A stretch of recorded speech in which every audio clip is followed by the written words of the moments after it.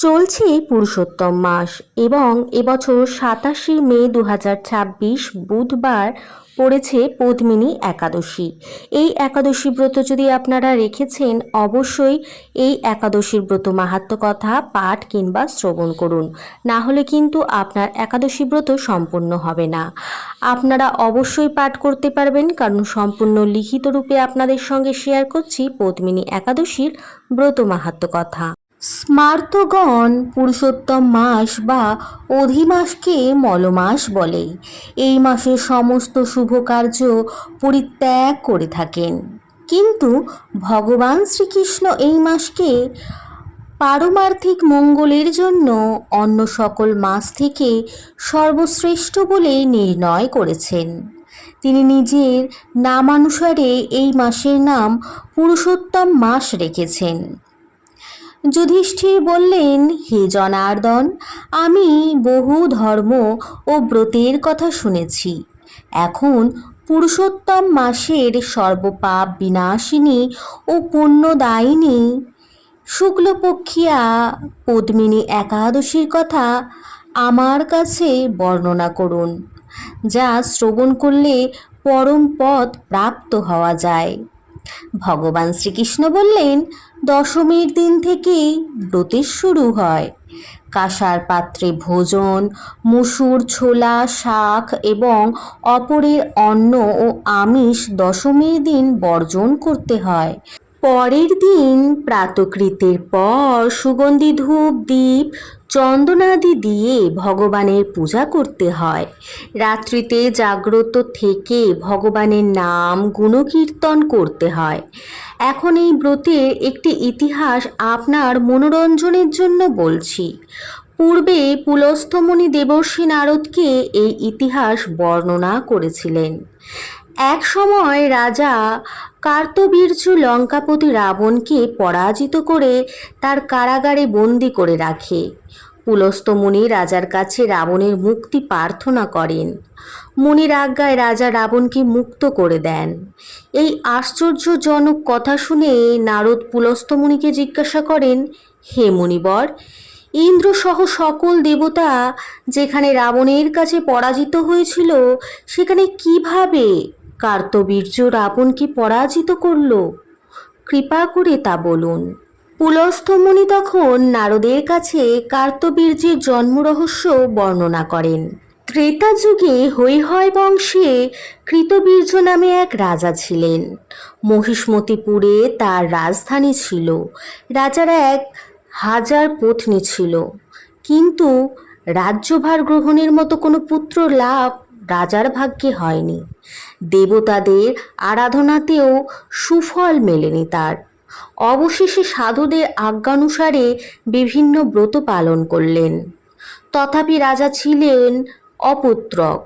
মন্ত্রীর ওপর রাজ্যভার অর্পণ করে তপস্যায় যাবেন বলে স্থির করলেন।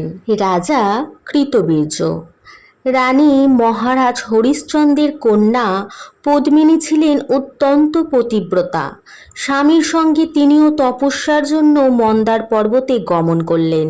সেখানে তারা 10,000 বছর ধরে কঠোর তপস্যা করলেন, কিন্তু তবুও কৃতবীর্য পুত্র সুখে বঞ্চিতই রইলেন। রানী পদ্মিনী মহাসাধ্বী অনুসূয়াকে জিজ্ঞাসা করলেন, হে সাধ্বী, পুত্র লাভের জন্য আমার স্বামী 10,000 বছর তপস্যা করেও বিফল হয়েছে। এখন যে ব্রত পালনে ভগবান প্রসন্ন হন এবং অতি শ্রেষ্ঠ পুত্র লাভ হয়, এমন কোনো উপায় বিধান করুন। পদ্মিনীর প্রার্থনায় অনুসার প্রসন্ন হয়ে বললেন, 32 মাস অন্তরে এক অধিমাস বা পুরুষোত্তম মাস আসে। এই মাসে পদ্মিনী ও পরমা 2 একাদশী। এই ব্রত পালন করলে পুত্রদাতা ভগবান শীঘ্রই প্রসন্ন হবেন। অনুসূয়ার নির্দেশে পদ্মিনী পরম শ্রদ্ধায় এই একাদশী ব্রত পালন করলেন।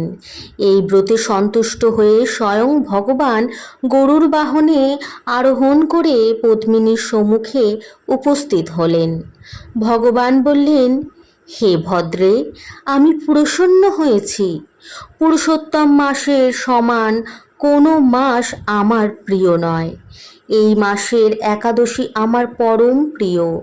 তুমি সেই ব্রত যথাযথ পালন করেছ, তাই আমি তোমার ইচ্ছানুরূপ বর প্রদান করব। ভগবানের স্তব করে রানী বললেন, হে ভগবান, আমার স্বামীকে আপনি বরদান করুন। ভগবান তখন রাজার কাছে এসে বললেন, হে রাজেন্দ্র, আপনার অভিলষিত বর প্রার্থনা করুন। মহানন্দে রাজা বললেন, হে জগৎপতি মধুসূদন, দেবতা, মানুষ, নাগ, দৈত্য, রাক্ষসাদি কেউ তাকে পরাজিত করতে পারবে না এমন পুত্র আমি প্রার্থনা করি। রাজার প্রার্থনা অনুসারে বরদান করে ভগবান অন্তর্হিত হলেন। রাজা পত্নী সহ নগরে ফিরে এলেন। যথাসময়ে রানী পদ্মিনীর গর্ভে মহাবলশালী এক পুত্রের জন্ম হয়। মহারাজ কৃতবীর্যর পুত্রের নাম রাখেন কার্তবীর্য। ত্রিলোকে তার সমান কোনো বীর ছিল না, তাই দশানন রাবণ যুদ্ধে তার কাছে পরাজিত হয়। শ্রীকৃষ্ণ বললেন, হে মহারাজ, এই ব্রত যিনি পালন করবেন তিনি ভগবান শ্রীহরির শ্রীপাদপদ্মে অহৈতুকী ভক্তি লাভ করবেন। শ্রীকৃষ্ণের উপদেশে ধর্মরাজ সপরিবারে এই একাদশী ব্রত পালন করেন। যিনি এই ব্রত মাহাত্ম্য পাঠ ও শ্রবণ করেন তিনি বহু পুণ্য লাভ করেন। ভিডিওটা যদি আপনাদের ভালো লেগে থাকে বন্ধুদের মধ্যে শেয়ার করতে ভুলবেন না। পাশে থাকার জন্য সাবস্ক্রাইব করতে ভুলবেন না।